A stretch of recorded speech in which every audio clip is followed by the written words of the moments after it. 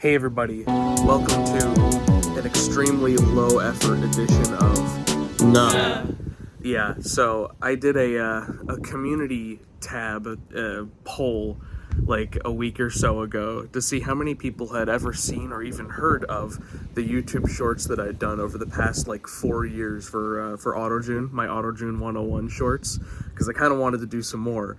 And as it turns out, only 43% of the people who responded on there even knew that I did shorts. And so due to the loss of a certain short form content platform that has just occurred in the past 24 hours, I figured I would just kind of put together all of the episodes of Arodjun 101 that I did for YouTube Shorts and just stick them all together kind of haphazardly. Now, keep in mind, this isn't cinema. It's not like great. In fact, it's very like low effort, but it is a way of teaching Arodjun. And now that I've finished chapter 2 of the comic, video on that coming out at some point too, and released the Arodjun showcase, figured, why not? I am teaching Arodjun to a certain extent during those shorts, so here they are. It's also like a little bit of a time capsule because you're about to see when it transitions to the first edition of Arodjun 101, you're about to see me suddenly become 4 years younger, and you're going to just watch in staggered uploads as I just gradually age 4 years, so enjoy that, I guess. That's pretty much all this is. January is a very bad month for the YouTube algorithm, so I figured this would be a good time to do this. Also, the current event, so why not? Enjoy. Goodbye.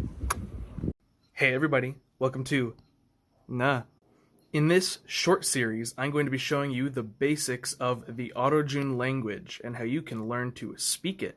That's right. Now, all of this information and more can be found in my book, A Grammar of the Arodjun Language. And so these videos are going to have page numbers up in one of the corners, I don't know which one yet, that will correlate to sections in the textbook that you can use as references to improve your learning experience. Also, since these videos are, short, as the name would suggest, I can't really fit the entire dictionary of the language in here, so I'm going to link the spreadsheet that includes the word list and all the possible roots and combinations and stuff in the description of these videos. So Arodjun has a lot to it, but in all reality, to an English speaker, it's not that hard, so let's start out easy and go from there. We shall begin in the next one. Hey everyone, welcome to Nga. Back to Arodjun 101. Before we get any deeper, I should probably get the phonology out of the way, right? For the consonants, P, B, T, D, C, J, K, H, E, F, V, S, Z, J, H, Hl, J, Q, M, N, W, and R. And the vowels, I, U, E, O, A. And there's also various combos of diphthongs that go across many of the vowels. And the syllable structure is CCVCC. There's different rules for each of those, but that's not super important right now. The romanization is very much based on the phonemes, their IPA symbols. There's a few digraphs, but I'll explain those another time. They're kind of easy. Lesson 1. First-person copulas. So, I'm about to show you how to make some really basic statements like, I am happy, and I am tired. So, the first person singular present pro word is ya. Ya essentially means I am, put into one word. The word for happiness or happy is payach. So, the sentence I am happy would just be payachya. And the word for sleepy or tired is vyadich. And thus, the sentence, I am tired, would be vyadichya. And you can do this with any of the adjectives in the dictionary. We'll get more into different types of adjectives in a later episode, but you can look at that Arodjun document on nga.org, and that'll have basically everything you need to know. See you in the next one. Hey everybody, Nga here. Time for Arodjun 101. In a previous short, I taught you about the first-person singular present pro word. Well, now it's time to get into the past and future. It's actually really easy. So I'm going to show you how to say, I was ugly and I will be awake. The first person singular past pro word is ka. So I was ugly is hyuk'a. The first person singular future pro word is wa. So I will be awake would be kimwa. Super simple so far, right? So by now it might be obvious to you, but the ya, ka, and wa are actually prefixes, and the person is going to be the suffix in these pro words. We're not going to get into all the pro words now, but I'll give you a sneak peek. If you want to make things second person singular, then the pro words are ye, ke, and we. Also, again, the dictionary spreadsheet is on nga.org, so you can check that out to make as many copular sentences as you want. Check it out! Hey everybody, tazai, nga. Back to Arodjun 101. This time with the second and third person singular pro words. I'm doing these basics slow because I really want you to memorize them. The suffix that denotes the second person is e, so present is ye, past is ke, and future is we. Third person neuter for objects, concepts, and unspecified gender is o, so we have yo, ko, and wo. Then there's feminine and masculine, which aren't actually used that often, but they do exist. The feminine ending is I, so we have yai, kai, and y. And then for masculine, it's ow, so we have yao, cow, and wow. There's some more specificities for the plurals, so we're going to save that for the next episode. But this already very much broadens the amount of things that you can say, so cool. Also, I'll show you how to make second-person singular command. Ru is actually a mood marker in Arodjun. Typically, you'd say ruye to make it a command, but it's often made re for simplicity. So, vadziomre would be calm down. Hey everybody, it's nga for Arodjun 101. This time, we're doing the rest of the pro words. So, first-person plural, like we, is io. So, yio, kio, and wio. Then second-person plural, y'all, is yue, kue, and wue. And then third-person plural, they, is you, ku, and wu. There's also the rare first-person dual exclusive, which is ea, yeah, kea, and wea, but that's used mostly for storytelling and stuff, not very often. Also important to note, with Arodjun's phonology, these are 2 syllables, yio and wue, to avoid confusion. So, they were blue is oirak-u. We will be high up, viabochwio. In a third-person command, may they be chosen, jobihru. And with that, we're finally done with copulas. Time for things to get a little more complicated. Hey everyone, nga again. Arodjun 101. Now that you've learned all the pro words that it requires to make copular sentences, it's time to get on to normal sentences. So word order, pretty important, right? In transitive sentences, the word order is verb, object, subject, VOS. And in intransitive sentences, it's verb, subject, VS. Example. The sentence, I bought food, would be yonnama miaok-a. Yonnama being the verb to buy, miao being food, and ka meaning I in the past. Then an intransitive sentence, they will die, kachum wu. Kachum being the verb to die, and wu meaning they in the future. Now, there's a lot that goes into these verbs and what makes them transitive and intransitive, and there's a bunch of other variables, but we're going to get into that later. Also, we'll discuss cases later. Hey everybody, nga here. Welcome back to Arodjun 101. Time to talk about transitive and intransitive verbs in Arodjun. So, the intransitive verb ending is m, just m. The transitive ending is ma. So the root for love, but, becomes butem, to be in love, or butema, to love someone or something. But what happens here with the te added in? Well, there's gemination and epenthesis that depends on a set of rules. This is what the epenthesis for verbs look like, where there can't be 2 consonants clustered together. In the example, ta, ending the root for but, is e. And according to these rules, we know to geminate that last consonant of the root rather than double the vowel.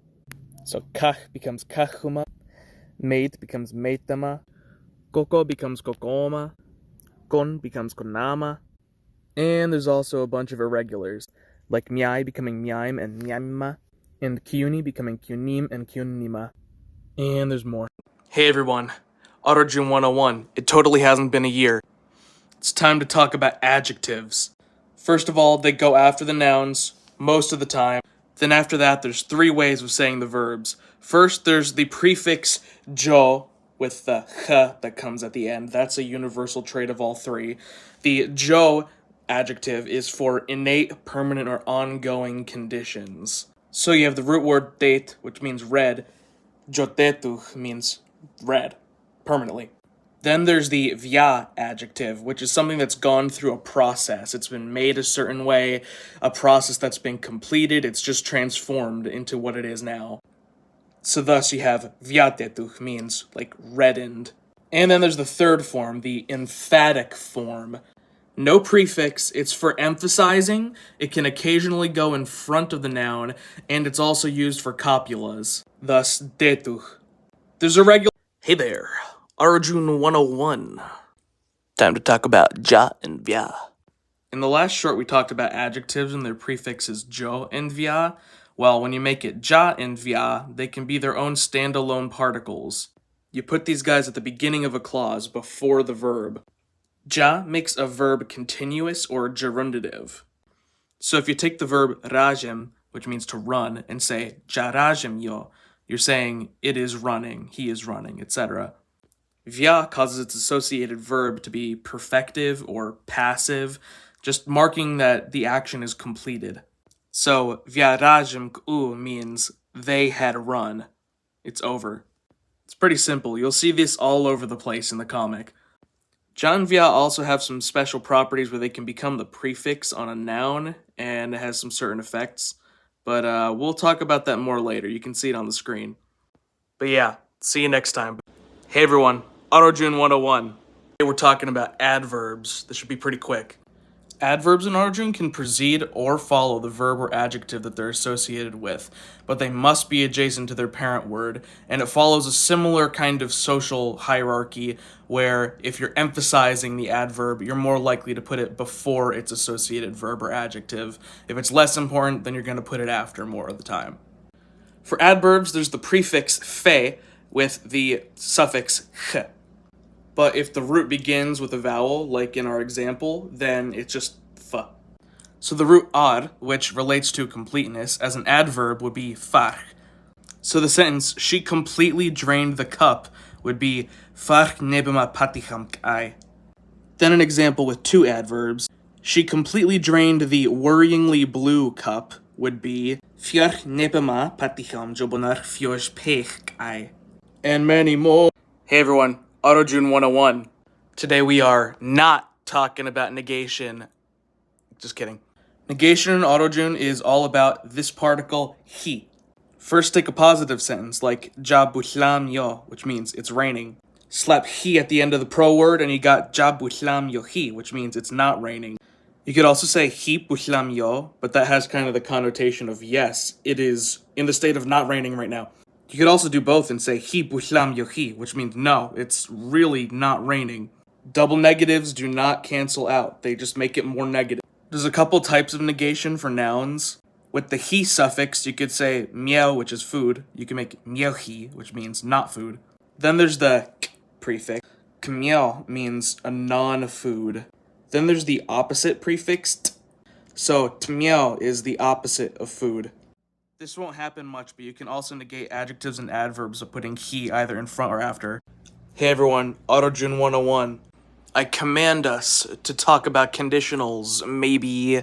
I gave a sneak peek about this in an earlier episode, but it's time to actually talk about it. Ru and nya are the main 2 mood markers in Arodjun. Ru is imperative, it creates a command, and nya is conditional, it creates maybes. So our sentence, look for it. Janama tach ruye. The command marker always has to immediately precede the subject pro word. Because of that, it often blends together. So a native speaker would usually say janamare for look for it. This is a conversation for another time, don't worry about it. Likewise, for conditionals, we have a sentence like he might believe, which is yedem nyayao. There's that nya right before the yao to make it conditional. This isn't as common, but if you live on Zessis Island or the northern part of the peninsula, you might blend this together too, to make yedem nyao. These shortenings apply only for present tense pro words. Except for sometimes. Hey everyone, Arodjun 101. I don't know if you can hear it, but there's a weird squeaking sound outside and I don't know what it is. So it's time to talk about and. There's two ways to say and in Arodjun, wu and wa. If you remember previous episodes, you'll notice that wu and wa are also just future tense pro words, and yeah, that's something you gotta get through context. Wu is the coordinating or phrasal and. It happens between multiple nouns, multiple verbs, all within a same clause. For example, Cherewa wuvorino yu means they are teachers and students. Same rule also applies for verbs. Jawihum guachomya, which means I'm reading and cooking. Then there's wa, the clausal and. Siabim yu wa siabim means they help me and I help them. See that wa right there, right after a u? Yeah. So siabim wuvaim yu wa siabim is they help me and her and I help them. Clunky, but yeah. Hey everyone, it's Nga, Arodjun 101. Time to talk about the weird transitive preposition, contraction, or inflection things that happen in Arodjun verbs. Like, they are prepositions, but they're also, like, morphologically bound to the verb, so call them what you want. So the first one here, myemma myelk a, has the ma ending, which is the direct, like, causal transitive verb suffix. It's the normal one. But any of these preposition things can be tagged onto the end of them. It kind of avoids the need for more cases. So the second one, yotta mutamya, is I go towards the house or I go to the house. The root for go, yo, is still there, but now it's got the da, towards, ending on it.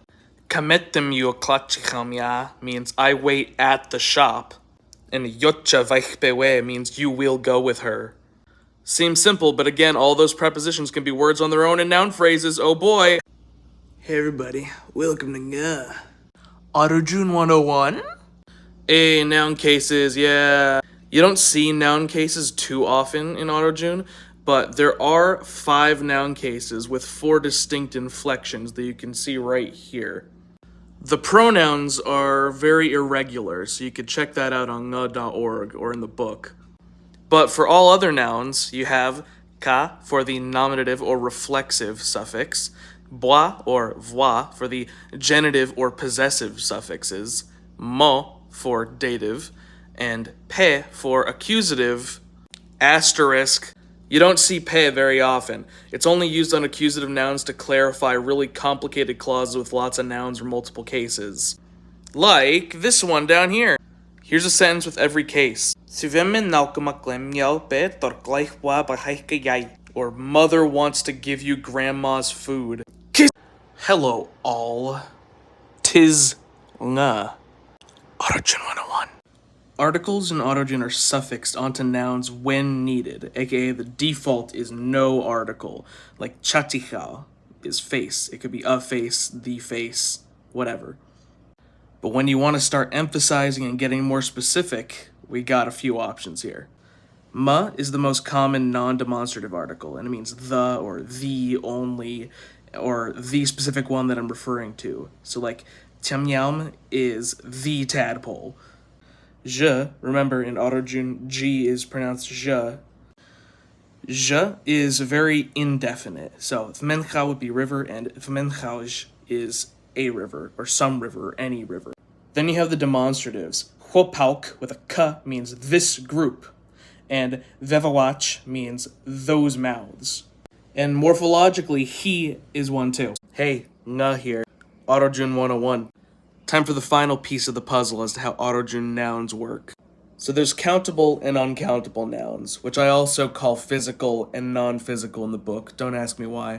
Countable nouns end with au for singular and awa for plural, most of the time. The uncountable or non-physical nouns either end with cha or blank, just the root. I'm not going to call them honorifics, but there are a series of endings that follow singular and plural dichotomies that are related to positions and jobs and geographical locations and stuff. So take this root, thmach, which means sea or lake. You get thmachichal, which means sea or lake or ocean. Thmach, just the root, which means seafaring or the state of being on the ocean. And thmachin, which is a job title that Kira in the comics has. She's thmachin Kira Tetomo because she works with the Navy. Thmachin Kira Tetomo. Also, this isn't a normal video, but I will still thank my new patrons that I've gotten since the Cursed Conlang Circus 3, because this is most likely the first video that I'm posting since the Cursed Conlang Circus 3, depending on whenever I actually upload this. So, I've gotten many new patrons and YouTube members since the circus, which I very much appreciate. Thank you all. We got Exa, we got Zoe, the circus winner, we got Jacob A, Lily T, Dr. Kitten, and Think About Vic. There we go. Got almost all of them by memory. Anyway, yes. Thank you all. You are all glorious legends. Mwah, mwah, mwah. Kissy, kissy, kissy. Oh, and if you actually do like these Arodjun 101 shorts, I am probably going to make more Arodjun 101 videos. I don't know if they'll be shorts or not, but I am probably going to maybe make them a little bit higher effort than just like the iPad thing, unless you think that's like a good aesthetic choice. A bug landed on my magical octagon glasses. So if you like the whole iPad aesthetic, then I guess let me know. But otherwise, I might do it a little more digitally, if you know what I mean. But anyway, it'll like take the same amount of time anyway. But all right, I'll see y'all for the next real video. Got 'em.